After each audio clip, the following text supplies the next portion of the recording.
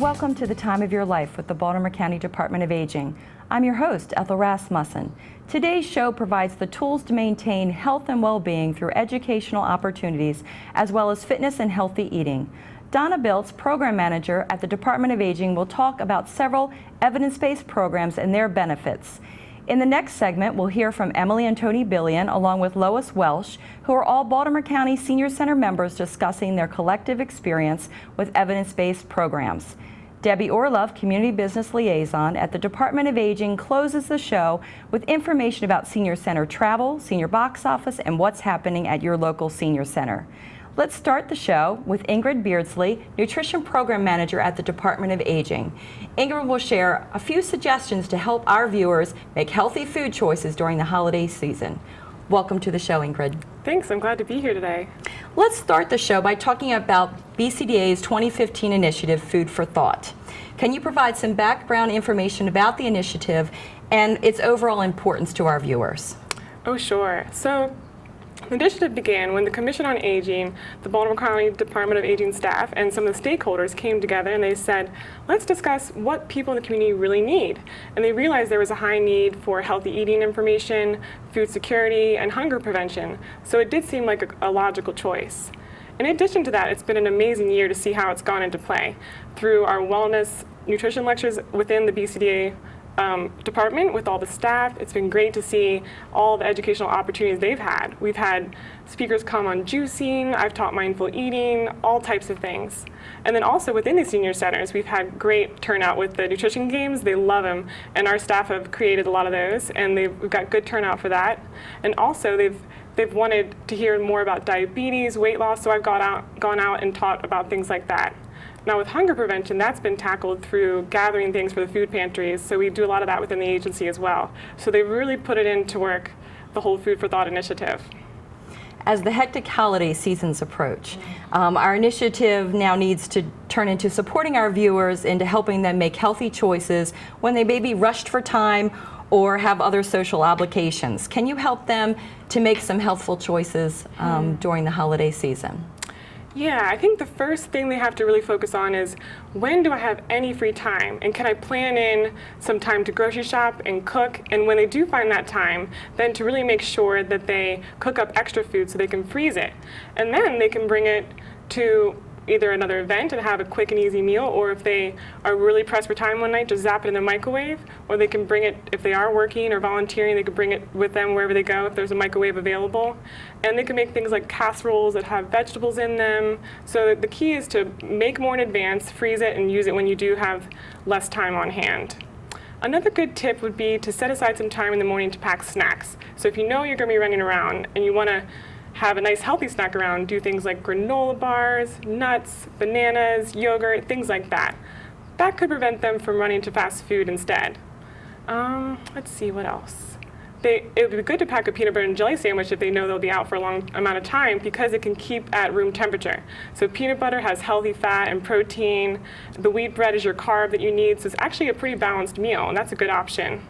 But I think overall, it's really important that they still try to have 3 meals a day, even in those busy seasons. It's really easy to skip meals, but that gets people in trouble because it can make their blood sugars go out of alignment, and it can also cause overeating if you just skip meals and then you get really hungry. Ingrid, so what are some of the common eating mistakes that people make, and what are a few suggestions you can give them to help with that? I think during the holidays, a common eating mistake is believing that this is the only time this food will be available. So they'll kind of gather up, okay, I've got to get all these sweets because I know they're not going to be around the rest of the year. Or if they know there's a certain event or dinner going on, they'll overeat because they think this is the only time I can have it. But if they have that mindset, that can get you in trouble. So I'd say instead, try to hold on to it and save it for later when you actually are hungry.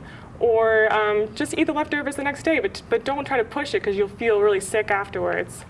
There's more. I'd say another common mistake would be grazing. So when you go to an event and there's all this food available, if you're not socializing too much, and if you stand too close to the table where the food's available, you can just end up grazing and grazing and grazing.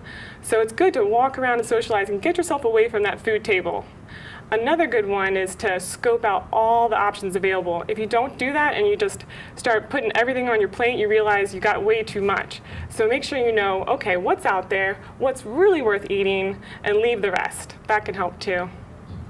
Okay, we all have our favorite family recipes that we make. Can you talk about some substitutions we can make in those recipes to make them more healthy?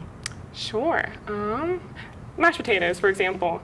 Sweet potatoes is a pretty good replacement sometimes because it has vitamin A, which is good for your eyesight and your immune system to keep people from getting sick during the holidays. It also has a lot of fiber, which is good for bowel regulation. Let's see. You could even change out the butter and replace that with buttermilk or milk to cut out some of the calories.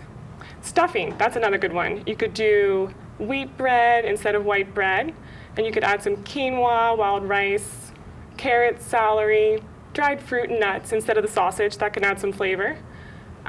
Gravy, you could use the brown bits instead of the gravy drippings. That could help a little bit to save some of the calories and add more flavor. And use a low sodium broth to give it more flavor as well. And then thicken it with pureed carrots. That actually tastes pretty good. Another one would be vegetables. So we get pretty bored with green beans, so you could try something different if you want to do roasted Brussels sprouts or roasted mushrooms. Baked butternut squash and acorn squash is pretty good, and it's loaded with vitamin A, and it also tastes good with Parmesan cheese on top. So I think it's really good to experiment with vegetables because we get bored if we'd only eat the same ones over and over and over again. Ooh, with baking, you could switch out half the butter and oil and replace it with mashed bananas, pureed prunes, applesauce, and you could even take out half the white flour and replace it with wheat flour, and then you get more fiber and nutrients as well. So those are some good tips. Some great tips. Can you also tell our viewers how SNAP or food pantries can help for people that financially are struggling during the holiday season? Yeah, so SNAP stands for the Supplemental Nutrition Assistance Program, and that's really great for people who are eligible because they now have a certain amount of money that they can use when they grocery shop per month to get breads, cereals, fruit, vegetables, dairy, meats, all the goods. And they even get a little room, they have a little bit to spare on buying sweets and things like that because we need that sometimes too.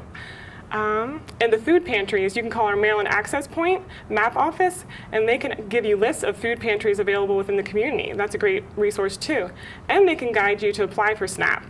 So lots of good options out there. Thank you so much for joining us and sharing all these wonderful tips. Sure, my pleasure. Thanks. We're going to take a short break, but first, please remember to call MAP at 410-887-2594 if you need support feeding yourself or your family. When we return, we'll learn more about evidence-based programs at Baltimore County Senior Centers.